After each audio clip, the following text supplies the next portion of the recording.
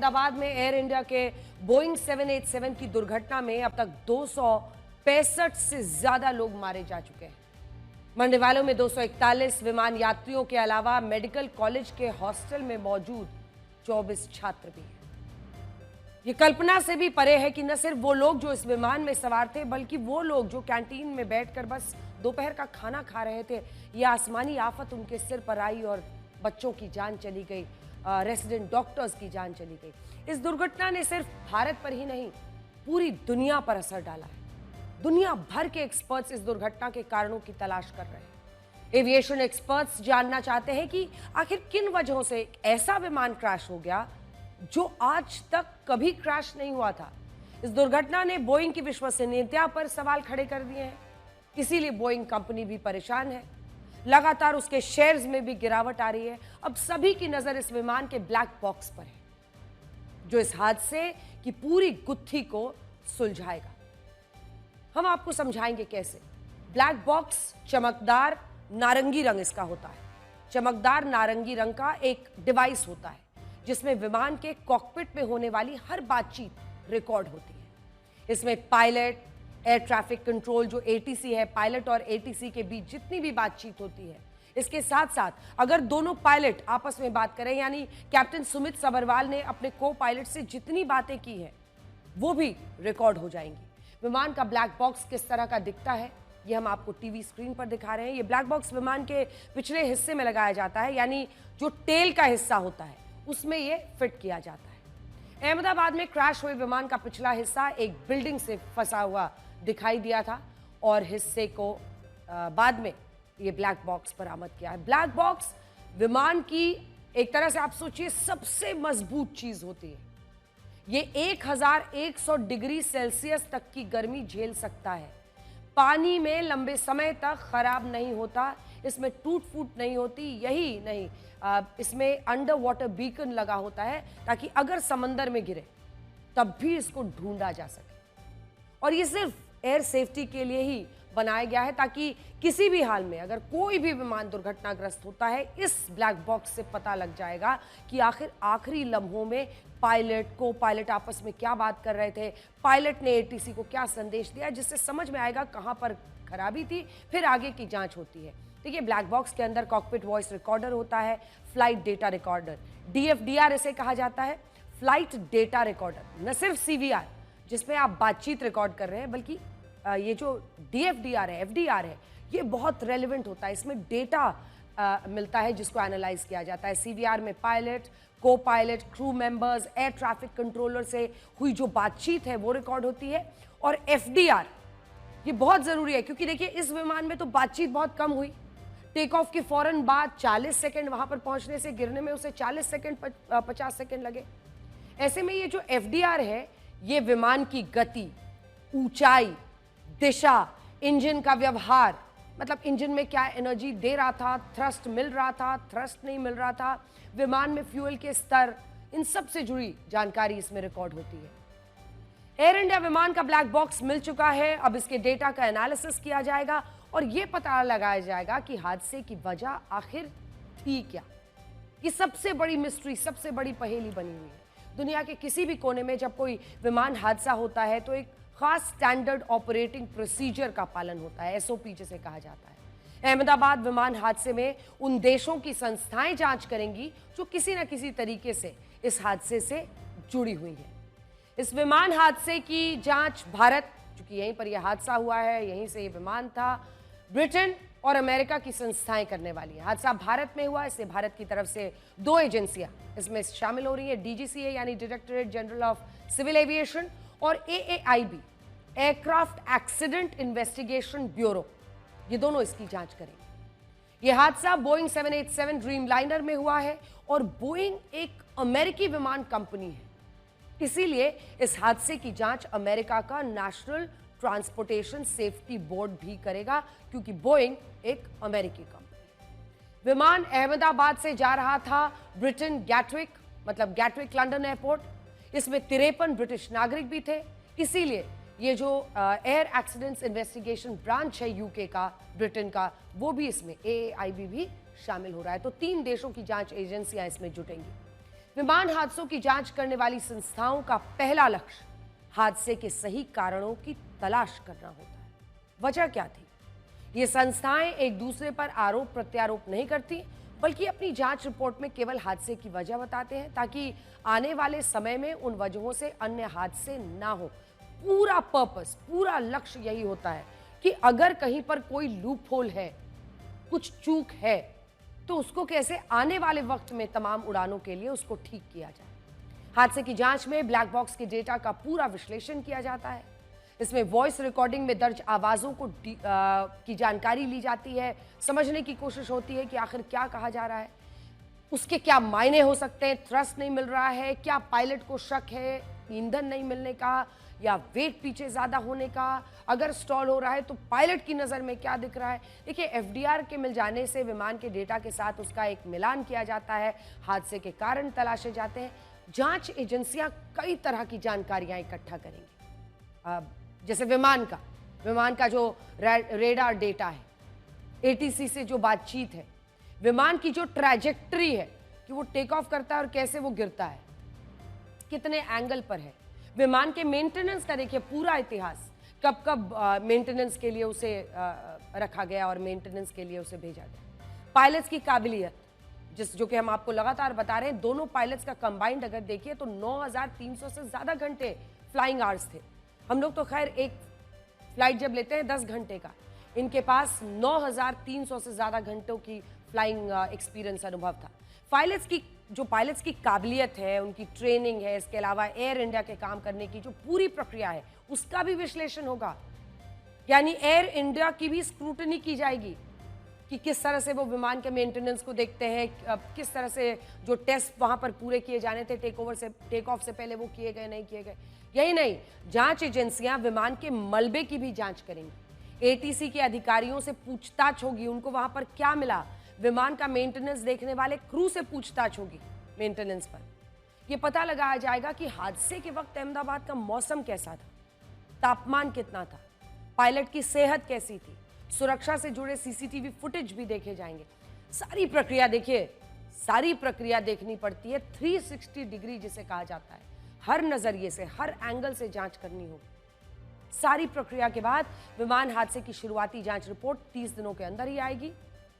फिर final report वो लगभग 1 साल 12 महीने के अंदर पेश करनी होगी। रिपोर्ट में हादसे की वजह तो बताई ही जाएगी, इसके अलावा इन हादसों से कैसे बचा जाए इसके बारे में भी जरूर बताया जाएगा। यहीं से तो आगे की कहानी होगी, आगे की बेहतरी होगी, अन्य विमानों में सेम मतलब ऐसा ही मुश्किल ना आए इसका ध्यान रखा जाएगा। इसी एसओपी के जरिए दुनिया भर में हुए अभी तक के जितने विमान हादसे हैं उनकी जांच की जाती है। विमान हादसे की जांच कितनी कामयाब रहती है, इसका एक उदाहरण वर्ष 2009 में दिखा था। वर्ष 2009 में ब्राजील से पेरिस जा रहे एयर फ्रांस का विमान एयरबस A330 समंदर में क्रैश हो गया था। इस हादसे में 228 लोग मारे गए थे। हादसे के 2 साल बाद विमान का ब्लैक बॉक्स समंदर में 4000 फीट की गहराई में मिला। सोचिए, 2 साल तब लग गए थे ब्लैक बॉक्स को खोजने में, 4000 फीट समुद्र के नीचे। इसके एफडीआर और सीवीआर दोनों के डेटा एनालिसिस से जांच एजेंसियों ने हादसे का कारण बता दिया।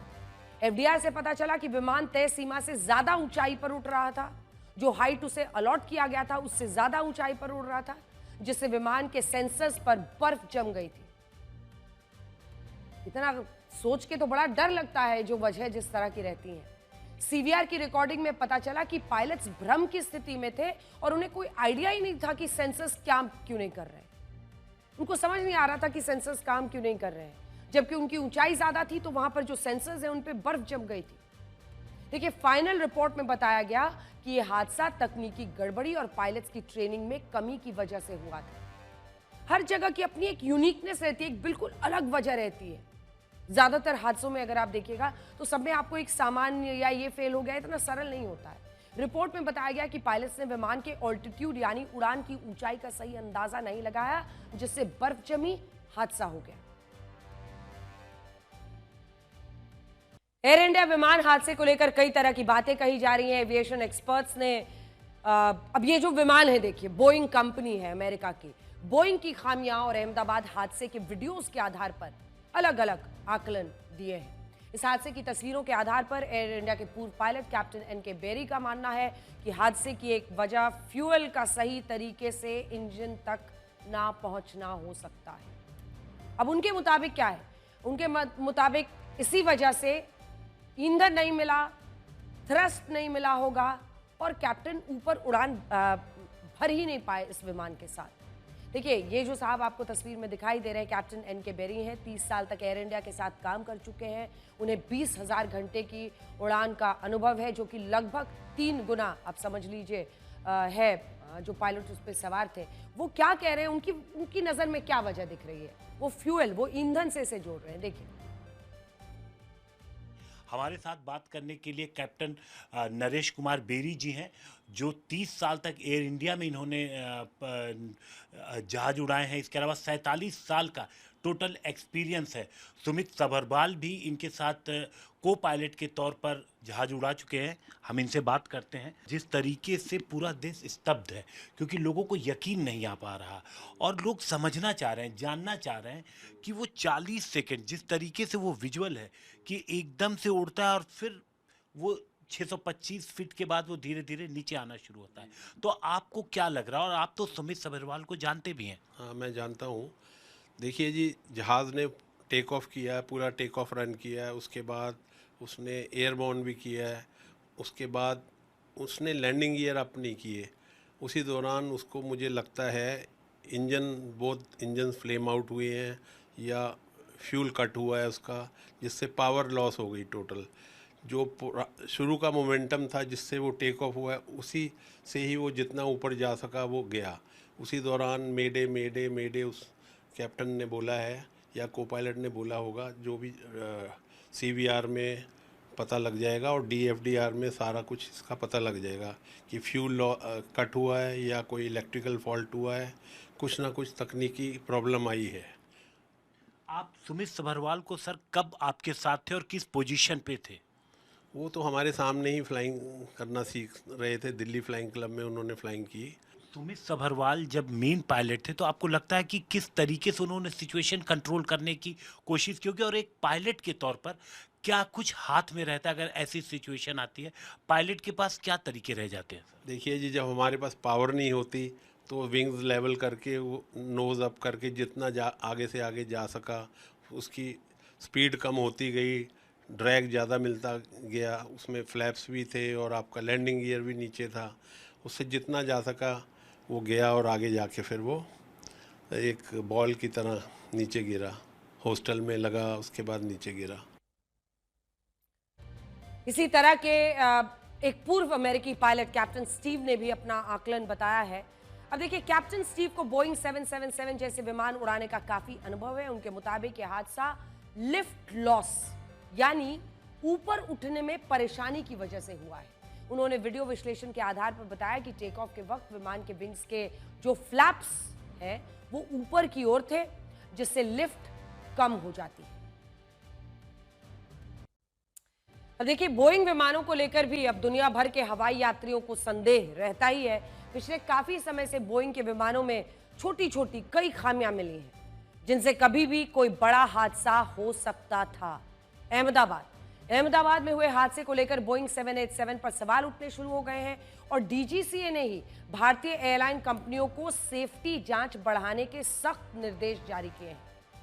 इनमें भी खास तौर से जिन एयरलाइन कंपनियों के पास बोइंग 787 है, इनको ज्यादा ध्यान देने के लिए कहा गया है।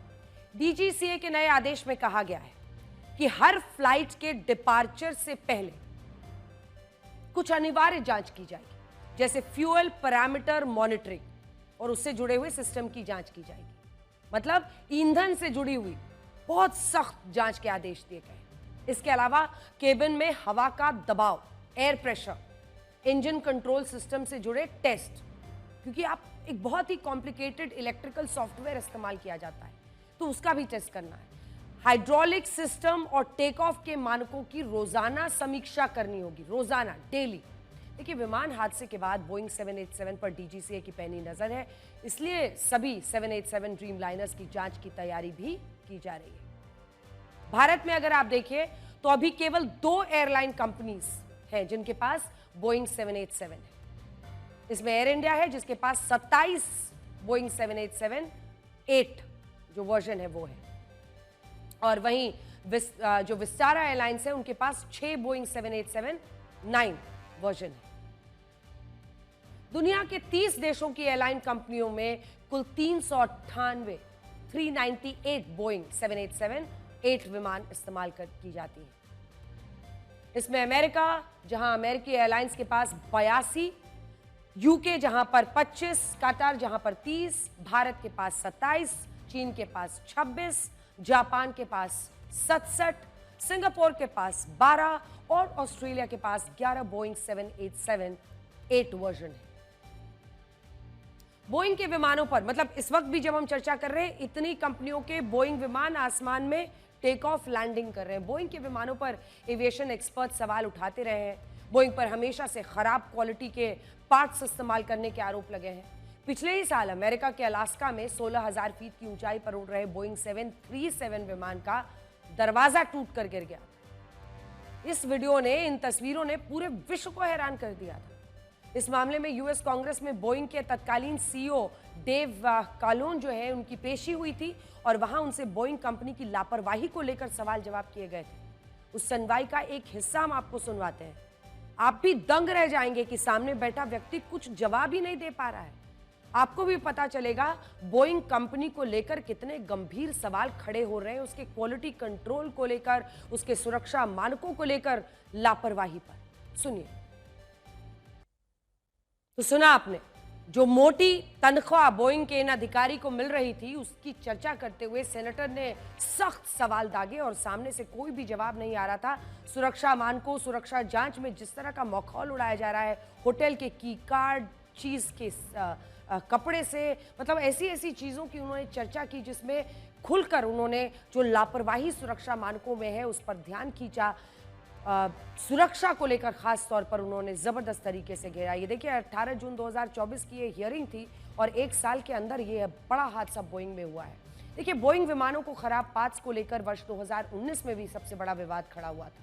बोइंग के क्वालिटी कंट्रोल इंजीनियर जॉन बर्नेट ने मीडिया को बताया था कि बोइंग कंपनी ने अपने 787 ड्रीम लाइनर को बनाने में जल्दबाजी की थी और इसीलिए उसने इस विमान में खराब पार्ट्स का इस्तेमाल किया था।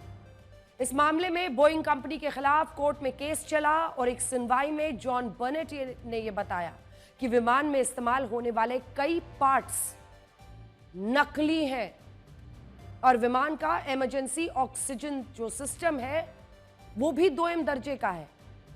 मतलब इमरजेंसी की स्थिति में जो वहां पर मौजूद यात्री हैं उनको 2M दर्जे का लाइफ सेविंग मैकेनिज्म ऑक्सीजन वाला मिलेगा, जिसका फेलियर रेट 25% है। यानी 787 ड्रीम लाइनर के केबिन में उड़ते समय हवा का दबाव कम हुआ तो विमान के 25% हिस्से में बैठे यात्रियों का दम घुटने लगेगा। 62 वर्षीय जॉन बर्नेट बोइंग के खिलाफ एक विसल ब्लोअर थे। विसल ब्लोअर यानी कंपनी में काम करने वाला कोई ऐसा शख्स जो कि अपनी नौकरी को भी ताक पे रखकर अगर वहां गड़बड़ियां चल रही हैं तो वो खुलकर पब्लिक में आकर उस मुद्दे को उठाता है। ऐसे ही विसल ब्लोअर थे ये जॉन बर्नेट। बोइंग कंपनी के साथ उनका 30 सालों का अनुभव था। बोइंग में चल रही धांधली के खिलाफ उन्होंने कोर्ट में अपना बयान दर्ज करवाया था, लेकिन अगली सुनवाई से पहले जॉन बर्नेट की संदिग्ध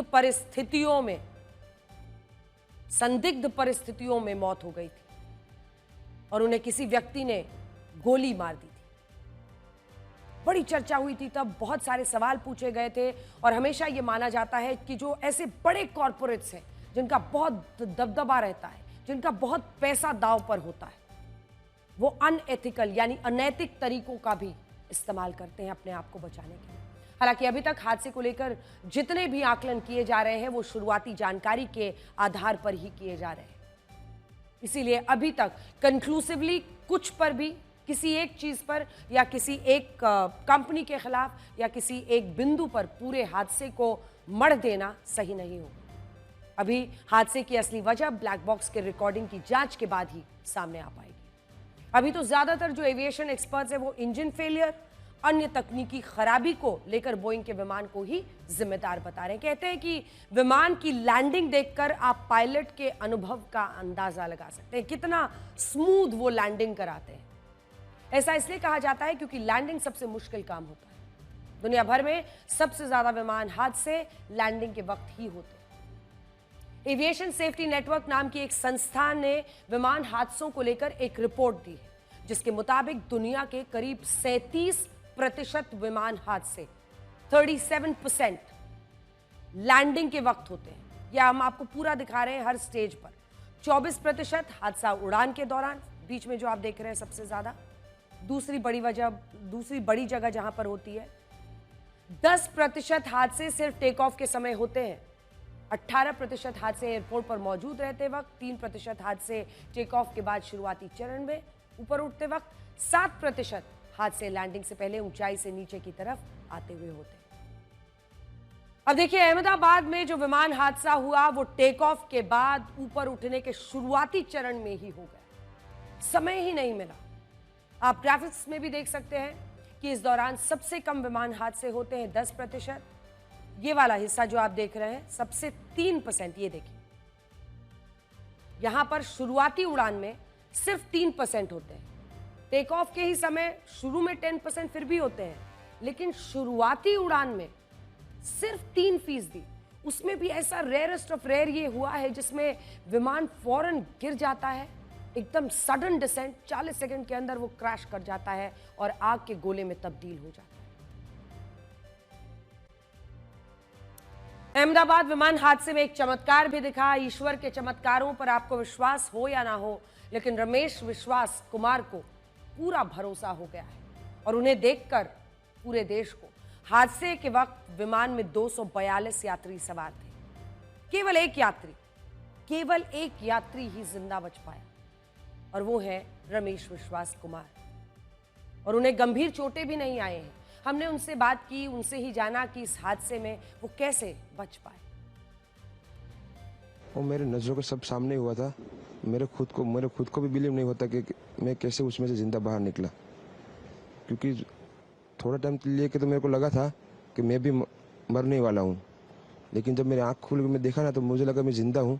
तो मैंने ट्राई किया, जब मेरी सीट थे वो मेरी बेल्ट निकाला, मैंने वो ट्राई किया जहाँ से निकल सकता वहाँ से, तो मैं निकल गया वहाँ से। मेरे सामने नज़रों के सामने एयर होस्टल और दूसरे आंटी अंकल सभी उसमें मेस हो गए थे सभी। अच्छा, थोड़ा सा बता पाएं, जब जैसे ही टेक ऑफ हुई फ्लाइट, क्या हुआ था और अचानक से कैसे हादसा हुआ? टेक ऑफ के बाद 1 मिनट के अंदर ही जब टेक ऑफ हुआ ना तो सडनली 5-10 सेकंड कैसे लगा जैसे स्टक हो गया वो। बाद में से मेरे को लगा कि कुछ हुआ। बाद में प्लेन में लाइट ऑन हो गई, ग्रीन और वाइट। बाद में वो पता नहीं वो प्लेन टेक ऑफ ज़्यादा करने के लिए वो रेस जो बोलते हैं क्या, रेस दिया होगा ऐसा कुछ, और सीधा स्पीड में ही घुस गया जहाँ वो क्या था वो हॉस्टल था एक हॉस्पिटल का। हाँ, हॉस्टल में, और सब सामने सब हुआ। ये जब फ्लाइट जब क्रैश हुई उस समय हॉस्टल पे लैंड की थी, उसी समय आप बाहर निकले थे? नहीं, क्योंकि आई थिंक मेरे को जब मैं जो साइड पे था ना, वो साइड हॉस्टल पे नहीं लैंड हुई थी। हॉस्टल के जो ग्राउंड फ्लोर है ना, जैसे नीचे, वहाँ लैंड हुई थी। तो मुझे दूसरे के बारे में मेरे को पता नहीं, लेकिन मैं जहाँ लैंड हुआ था ना वो नीचे की साइड थी। तो जब वहाँ थोड़ा पेस भी था प्लेन के जब बाहर, तो जब जैसे मेरा डोर टूटा ना सब, तो मैंने देखा ना जब सामने कि थोड़ा इधर पेस है, तो मैं ट्राई कर सकता हूँ निकलने के लिए। तो मैंने ट्राई किया निकलने के लिए, तो फिर मैं निकल गया उधर, क्योंकि अपोजिट साइड पे था ना वो बिल्डिंग का वो था ना दीवार, तो उधर से कोई शायद नहीं निकल सका होगा, क्योंकि उधर पूरा उधर ही क्रैश हुआ था। मैं जो जहाँ था वहाँ थोड़ा पेस था। फिर भी मेरे पता नहीं मैं कैसे बचा हूँ, क्योंकि मेरे नज़र के सामने ही सब 2 एयर होस्टल वो अंकल आंटी सब उधर ही सब। आप पैदल चल के आए वहाँ से निकल के? हाँ, और थोड़ा जब आग लगी ना मेरा लेफ्ट हैंड भी जल गया थोड़ा। फिर एम्बुलेंस मेरे को उठा लेके इधर आया हॉस्पिटल में। अभी इलाज वगैरह कैसा हो रहा है? अभी कैसा फील कर रहे हैं आप? इलाज बहुत अच्छा है, यहाँ के लोग बहुत सपोर्टिंग है, बहुत अच्छा इलाज कर रहे हैं सब। बच गए और किस्मत हो तो ऐसी, अब लोग यही कह रहे हैं। दूसरी तरफ जो लोग खुशनसीब नहीं थे, विमान हादसे में मारे गए यात्रियों की जो पहचान है, सोचिए आप, उसके लिए अब डीएनए टेस्टिंग करानी पड़ रही है। इसके लिए यात्रियों के परिवार वालों को बुलाया गया है, ये बच गए, इस तरह से है। वहीं जो लोग खुशनसीब नहीं थे उनकी पहचान भी करना मुश्किल है। इतनी भारी तबाही, अगर 1100 से ज़्यादा का वहाँ पर तापमान था, प्लेन उसमें जल गया, उसके परखच्चे उड़ गए, तो सोचिए मानव शरीर का क्या हुआ होगा। हमारी टीम वहाँ पहुंची जहाँ पर पीड़ित परिवार वालों को डीएनए सैंपलिंग उनकी की जा रही थी। यहाँ जिस सब जगह पर मैं मौजूद हूँ, ये डीएनए सैंपलिंग की जगह है, जहाँ पर परिजनों के सैंपल्स लिए जा रहे हैं, उन्हें इकट्ठा किया जा रहा है और बहुत बड़े पैमाने पर कल से ही लगातार ये कार्रवाई जारी है। और ये कार्रवाई जो है, दरअसल हम आपको बताएं कि जब डीएनए सैंपल्स लिए जाते हैं, उसके रिजल्ट्स आने में कम से कम 72 घंटे का वक्त लगता है। एक बहुत बड़े पैमाने पर यहाँ पर ये सैंपल्स लिए जा रहे हैं ताकि ये निर्धारित हो सके कि जो उस हादसे के बाद जो किसी को भी पहचान पाना, समझ पाना कि कौन है क्या है, वो बिल्कुल भी असंभव हो रहा है। हम भी मतलब जो पैसेंजर मैनिफेस्ट है हमारे पास में, तो वी आर ट्राइंग कि बाय सम मीन्स और other we can contact them, but many of them are living abroad also, so they have also plan to come here. We have talk to many people who came here, जो उनके relative आए थे यहाँ पे, तो उन्होंने convey किया है हमको कि कुछ एक लोग बाहर से भी यहाँ पे आने वाले हैं। हम लोग रात भर से यहाँ कलेक्शन चालू रखा है। पूरे रेजिडेंट डॉक्टर्स, जो टेक्नीशियंस और सब लोग यहाँ पे रात भर ड्यूटी करके कलेक्शन कर रहे हैं सैंपल्स का। और कितना समय, क्या प्रक्रिया होती है एक डीएनए सैंपल लेने? ब्लड सैंपल लिया गया है ईडीटीए में, और वो पुलिस कस्टडी में एफएसएल भेजा जा रहा है। तो रात भर सैंपल का ट्रांसपोर्टेशन एफएसएल आप लोग कलेक्ट कर रहे हैं, वो जाएगा एफएसएल के लैब में और वहाँ मैक्सिमम 72 आवर्स। हाँ जी। राजस, विमान हादसे को लेकर पूरा देश शॉक की स्थिति में है। सोचिए इस स्थिति में अहमदाबाद के लोगों पर क्या बीत रही होगी, जिन्होंने ये हादसा सबसे करीब से देखा है। ये पोस्टर आज अहमदाबाद में लगा हुआ है, जगह जगह लगा हुआ है। कितने ही लोग इस घटना से टूट चुके हैं, लेकिन अब लोगों को सहारा देने, ढाढ़स बंधाने और उन्हें सांत्वना देने की कोशिश शुरू हो गई है। इसे लेकर शहर के कुछ अलग अलग हिस्सों में पोस्टर्स लगे हैं जो अहमदाबाद से कह रहे हैं कि हौसला रखना, क्योंकि आज शहर भी अंदर से टूटा हुआ है। हौसला रखना अहमदाबाद, पोस्टर पर लिखा है। हौसला रखना अहमदाबाद, ये शहर उतना ही टूटा है जितना वो विमान। क्योंकि आप सोचिए ना, आज पूरे अहमदाबाद में एक अजीब सी खामोशी है। कोई किसी से कुछ कहने की ही स्थिति में नहीं है। सब उस दर्द को चुपचाप एक साथ सहन कर रहे हैं, सामूहिक तौर पर सहन कर रहे हैं। अब अगली खबर का रुख करते हैं। बात मिडिल ईस्ट की, जो लगता है कि फिर से उबलने वाला है।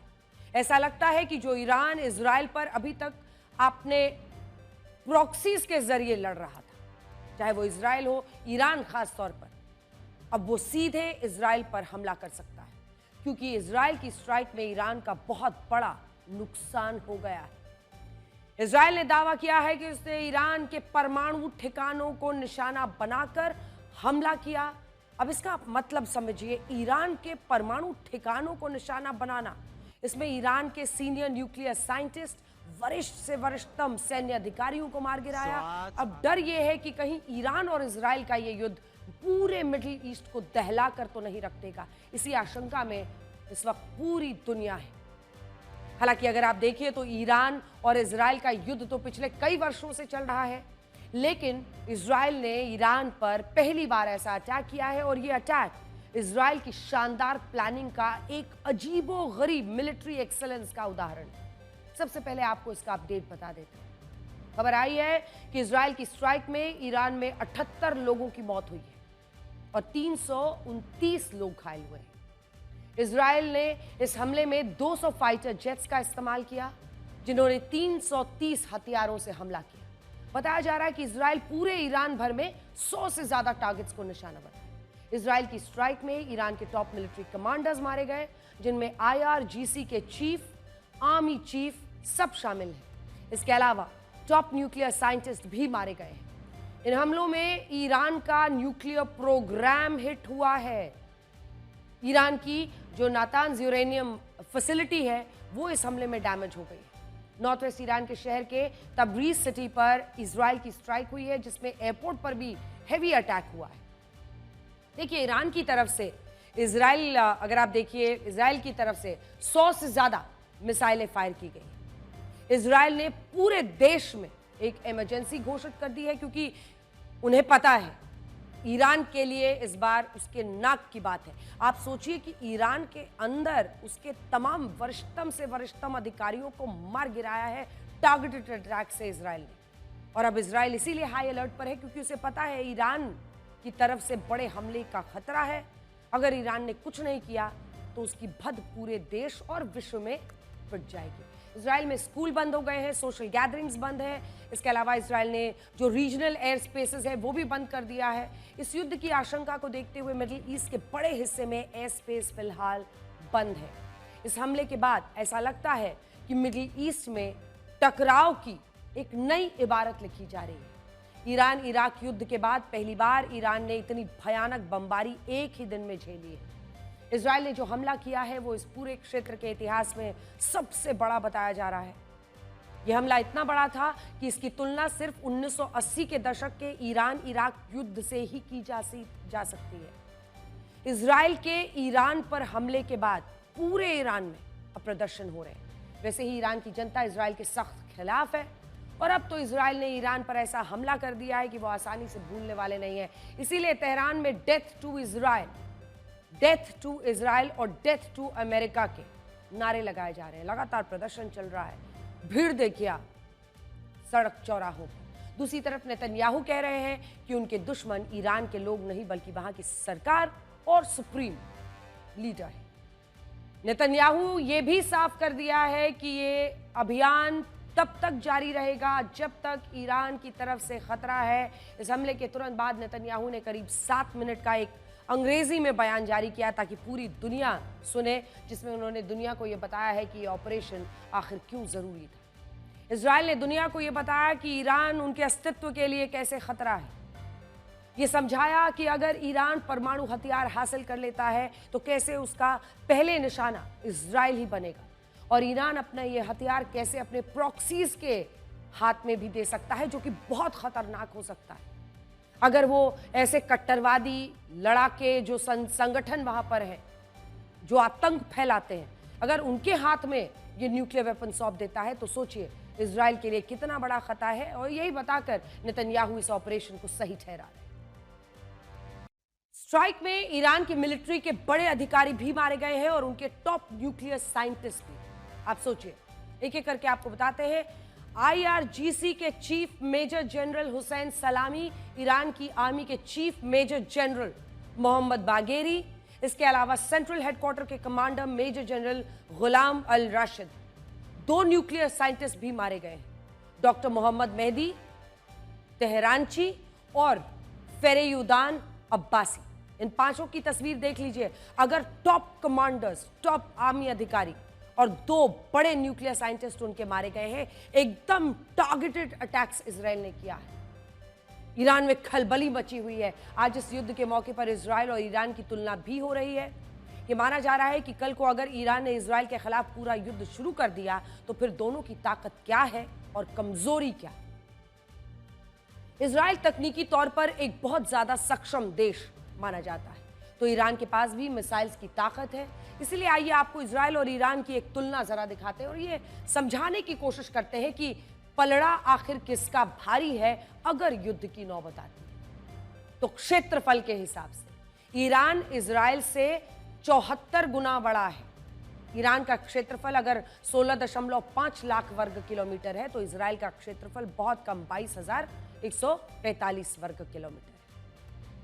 दोनों की आबादी में कोई तुलना नहीं है। ईरान को पॉपुलेशन की जो पॉपुलेशन है वो करीब 9 करोड़ है, तो पूरे इजराइल की सिर्फ 96 लाख, यानी 1 करोड़ भी नहीं।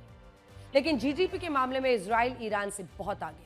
ईरान का जीडीपी अगर 38.7 लाख करोड़ रुपए है तो वहीं इजराइल का 44.2 लाख करोड़। दोनों की एयरफोर्स की तुलना करें तो इजराइल का पलड़ा भारी है। ईरान के पास 551 एयरक्राफ्ट्स हैं, इजराइल के पास उससे कहीं ज्यादा 611, जिनमें से ज्यादातर मॉडर्न है। फाइटर जेट्स में भी इजराइल आगे है, ईरान के पास 188 है तो इजराइल के पास 240। आर्मी और नेवी पावर में ईरान आगे है, ईरान के पास 65,825 बख्तर-बंद गाड़ियां हैं, जबकि इजराइल के पास 35,985। ईरान के पास 1,713 टैंक्स हैं, इजराइल के पास 1,300। नेवी की फ्लीट स्ट्रेंथ में ईरान आगे है, ईरान के पास 107 है, इजराइल के पास 62। सबमरीन्स ईरान के पास 19 हैं और इजराइल के पास सिर्फ 5। लेकिन इसकी संभावना कम ही है कि इजराइल और ईरान के बीच कोई कन्वेंशनल वॉर की नौबत आए, यानी कि परंपरागत तरीके से लड़ाई हो, इसकी संभावना ना के बराबर दिखती है। लेकिन दोनों की अटैक जो ताकत है वो मिसाइल अटैक है, इसीलिए दोनों की मिसाइल्स की तुलना भी बहुत जरूरी है। मिसाइलों में ईरान का पलड़ा भारी है। ईरान के पास 3,000 के करीब बैलिस्टिक और क्रूज मिसाइल्स हैं, जिनमें से ज्यादातर शॉर्ट मीडियम रेंज की हैं, जबकि इजराइल के पास अगर आप देखें तो इजराइल के पास 1,300 मिसाइलें हैं और ज्यादातर लॉन्ग रेंज की हैं। जैसे ईरान के पास अधिकतम दूरी की मिसाइल सेजल 2 है, जिसकी रेंज है 2,000 किलोमीटर, जबकि इजराइल के पास जो सबसे लंबी दूरी की मिसाइल है वो जेरिको 3, जिसकी रेंज है लगभग 4,800 से 6,500 किलोमीटर, 6,500 किलोमीटर, और न्यूक्लियर हथियार भी ले जाने में ये सक्षम है। इसके अलावा ईरान के पास शहाब 3 मिसाइल है, शहाब 3 मिसाइल, रेंज 1,300 से 2,000 किलोमीटर। इजराइल के पास जेरिको 2 है, जिसकी रेंज है 1,500 से 3,500 किलोमीटर। फिर छोटी दूरी के लिए अगर देखें तो ईरान के पास फतेह 110 मिसाइल है, जिसकी रेंज है 300 से 500 किलोमीटर। इसके जवाब में इजराइल के पास शॉर्ट रेंज का है जलियाज क्रूज मिसाइल 250 किलोमीटर की रेंज वाली। यानी इजराइल के पास भले ही मिसाइल्स कम हो, लेकिन उसकी जो भी मिसाइल्स हैं वो ज़्यादा इम्पैक्टफुल हैं, यानी प्रभावी हैं। लेकिन ताकत के नंबर में अगर आप देखिए तो ईरान की ज़्यादा है। प्रॉक्सी वॉर लड़ने की, प्रॉक्सी वॉर यानी कि वो सीधे लड़ाई में हिस्सा नहीं लेता, वो एक देश ऐसा है जो तमाम लड़ाके आतंकी संगठनों को पैसा देता है इसराइल में तबाही मचाने के लिए, ये नेतन्याहू का आरोप रहता है। उसकी तरफ से वो गुट जो है वो वॉर लड़ते हैं, चाहे वो हमास हो, चाहे हूती हो, हिजबुल्लाह हो, इनका वो समर्थन करता है और कहा जाता है कि हथियार, पैसा, लड़ाके, इन सब से उनको मदद करता है। जैसे इजराइल के उत्तर लेबनान में देखिए हिजबुल्लाह है, जिसे ईरान का पूरा समर्थन है। इसी तरह से गाजा में हमास है, इसे भी ईरान का पूरा समर्थन है। येमेन में हूती हैं, जिन्हें ईरान हथियार के साथ सपोर्ट देता है। सीरिया और इराक में भी बहुत से मिलिशिया ग्रुप्स हैं जिन्हें ईरान अपना सपोर्ट देता है, हर तरह से उनकी मदद करता है। इजराइल के खिलाफ जंग में वो पूरी ताकत पीछे से झोंकता रहा है, और ये सब ईरान के कहने पर इजराइल के खिलाफ ही काम करते हैं, उसी पर हमले करते हैं। इसीलिए इजराइल ने पिछले 2 सालों की लड़ाई में एक एक करके इन संगठनों पर हमले किए। उन्हें पूरी तरह से वो खत्म तो नहीं कर पाया, लेकिन ठीक ठाक नुकसान पहुंचा दिया है। अब अंत में इजराइल ईरान पर हमला कर रहा है, क्योंकि इजराइल ये मानता है कि इस आतंक की नर्सरी ईरान है। वैसे तो इजराइल के ऑपरेशन हमेशा ही बड़े कमाल के रहते हैं, पर खास तौर पर वो खुफिया ऑपरेशन करने के लिए जाना जाता है। और ईरान के खिलाफ इजराइल की गुरुवार रात की स्ट्राइक इसका एक जबरदस्त नमूना है। इजराइल ने ईरान में जो ये ऑपरेशन किया, ये भी बहुत खुफिया ऑपरेशन था। ये ऑपरेशन इजराइल की मिलिट्री पावर के अलावा उसकी जो खुफिया एजेंसियों की एक बड़ी कामयाबी है। पूरा इनपुट आप देखिए कैसा था, जिस तरह की प्रिसिशन। अगर एक न्यूक्लियर साइंटिस्ट है तो वो किस मकान में है, कहां पर है, उसको कैसे मारना है, ये एक वेल कोऑर्डिनेटेड ऑपरेशन कहा जा सकता है, जिसमें आईडीएफ यानी इजरायली डिफेंस फोर्स तो थी ही, इसके अलावा इजराइल की खुफिया एजेंसी मोसाद और इजरायली तकनीक का जबरदस्त कमाल था। इसीलिए इजराइल ने ईरान के ठिकानों पर यह सटीक स्ट्राइक की, जबकि ये जानकारी लीक हो गई थी कि इजराइल ईरान पर हमला करने ही वाला है। 2 दिनों से आप लगातार सुन रहे होंगे, लेकिन ईरान पर भी अपने ठिकानों को नहीं बचा पाया। उसके बाद भी ऐसा नहीं है कि ये ऑपरेशन सिर्फ कुछ ही दिनों में इजराइल ने प्लान किया हो। ये कितना सटीक था, इसे देखकर ही समझा जा सकता है कि ऑपरेशन कई वर्षों की प्लानिंग का हिस्सा था। इसमें बहुत ज्यादा इंटेलिजेंस गैदरिंग थी। जिस शख्स को मारना है, जिस फ्लोर पर मारना है, वहीं पर पॉइंटेड अटैक, जिसके लिए इजराइल की खुफिया एजेंसी ने, मोसाद के एजेंट्स ने बहुत मेहनत से सटीक काम किया। एक एक जानकारी निकालकर इजराइल की मिलिट्री को दी, फिर इजराइल ने घुसकर मारा।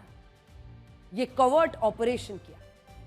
इस हमले में बहुत पहले से ही मोसाद के जो एजेंट्स हैं वो सक्रिय हो गए थे। इजराइल की खुफिया एजेंसी मोसाद ने ईरान में जाकर एक विस्फोटक ड्रोन का बेस बनाया था। हमले की रात को मोसाद ने ड्रोन्स एक्टिव किए और उन्हें ईरान के बैलिस्टिक मिसाइल सेंटर्स पर लॉन्च किया गया,